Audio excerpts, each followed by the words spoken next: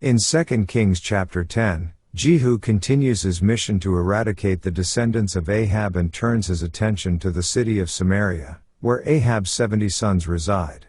With calculated brutality, Jehu executes all of Ahab's sons, ensuring that no heir of Ahab's line remains to challenge his rule. To further solidify his control, Jehu seeks out and kills anyone associated with Ahab's family, including his close allies and officials. Jehu plans to eliminate the worship of the false god Baal in Israel. To accomplish this, Jehu employs cunning strategies and deception. He gathers the followers of Baal under the pretense of honoring the god, inviting them to a solemn assembly. Once all the worshippers are assembled in the temple of Baal, Jehu orders his soldiers to massacre them. The destruction is so thorough that not a single worshipper of Baal remains. Despite his zealous efforts to eliminate Baal worship and the descendants of Ahab, the biblical narrative notes that Jehu did not fully follow the law of the Lord with his whole heart. While he acted decisively against idolatry, he allowed the worship of the golden calves in Bethel and Dan to persist. This ambivalence toward complete obedience to God's commands sets the stage for the continuing moral and spiritual struggles within the northern kingdom of Israel. 2 Kings chapter 10 serves as a pivotal chapter in the biblical narrative, illustrating the consequences of idolatry and disobedience to God's commands. Jehu's actions, while fulfilling the divine judgment against the house of Ahab and the worshippers of Baal, also reveal the complex interplay between political power, religious reforms, and the challenge of maintaining faithful obedience to God's will in the midst of a turbulent historical context.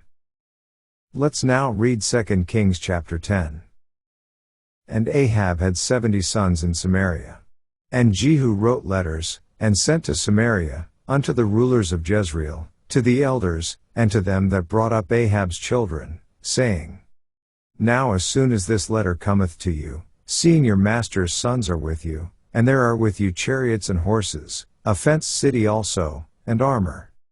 Look even out the best and meetest of your master's sons, and set him on his father's throne, and fight for your master's house.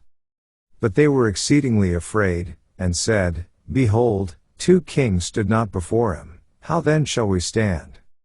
And he that was over the house, and he that was over the city, the elders also, and the bringers up of the children, sent to Jehu, saying, We are thy servants, and will do all that thou shalt bid us, we will not make any king, do thou that which is good in thine eyes. Then he wrote a letter the second time to them, saying, If ye be mine, and if ye will hearken unto my voice, take ye the heads of the men your master's sons, and come to me to Jezreel by tomorrow this time. Now the king's sons, being 70 persons, were with the great men of the city, which brought them up. And it came to pass, when the letter came to them, that they took the king's sons, and slew 70 persons, and put their heads in baskets, and sent them to Jezreel. And there came a messenger, and told him, saying, They have brought the heads of the king's sons.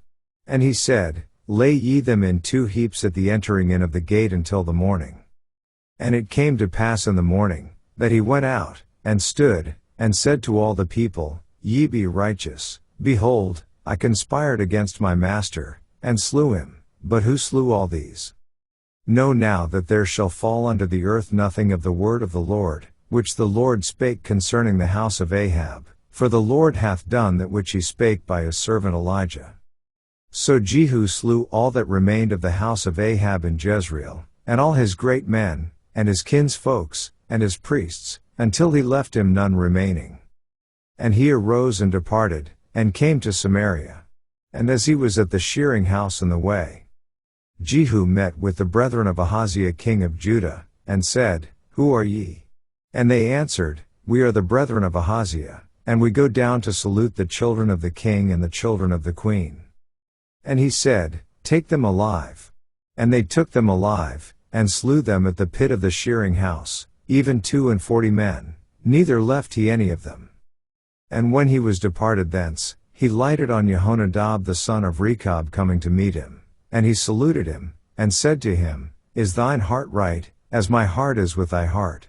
And Jehonadab answered, It is.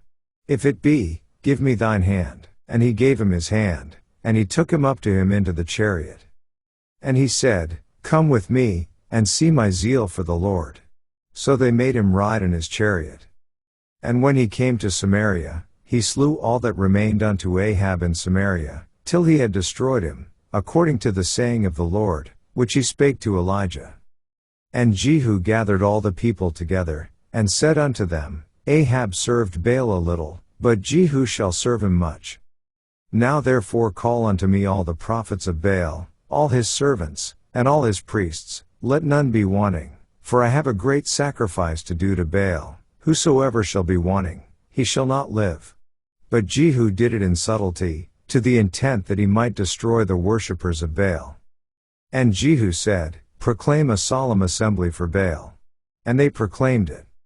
And Jehu sent through all Israel, and all the worshippers of Baal came, so that there was not a man left that came not. And they came into the house of Baal, and the house of Baal was full from one end to another. And he said unto him that was over the vestry, Bring forth vestments for all the worshippers of Baal. And he brought them forth vestments. And Jehu went, and Jehonadab the son of Rechab, into the house of Baal, and said unto the worshippers of Baal, Search, and look that there be here with you none of the servants of the Lord, but the worshippers of Baal only. And when they went in to offer sacrifices and burnt offerings, Jehu appointed 80 men without, and said, If any of the men whom I have brought into your hands escape, he that letteth him go, his life shall be for the life of him. And it came to pass, as soon as he had made an end of offering the burnt offering, that Jehu said to the guard and to the captains, Go in, and slay them, let none come forth.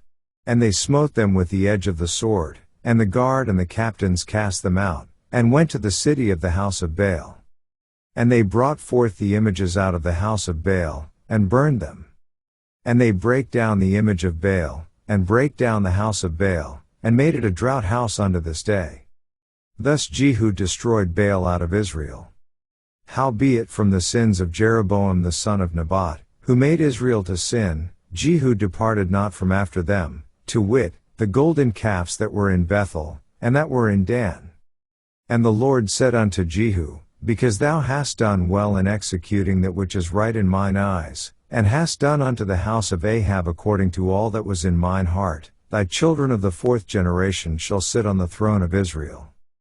But Jehu took no heed to walk in the law of the Lord God of Israel with all his heart, for he departed not from the sins of Jeroboam, which made Israel to sin. In those days the Lord began to cut Israel short, and Hazael smote them in all the coasts of Israel.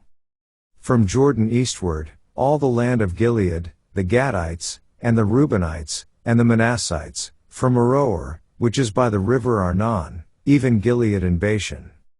Now the rest of the acts of Jehu, and all that he did, and all his might, are they not written in the book of the Chronicles of the kings of Israel? And Jehu slept with his fathers, and they buried him in Samaria. And Jehoahaz his son reigned in his stead.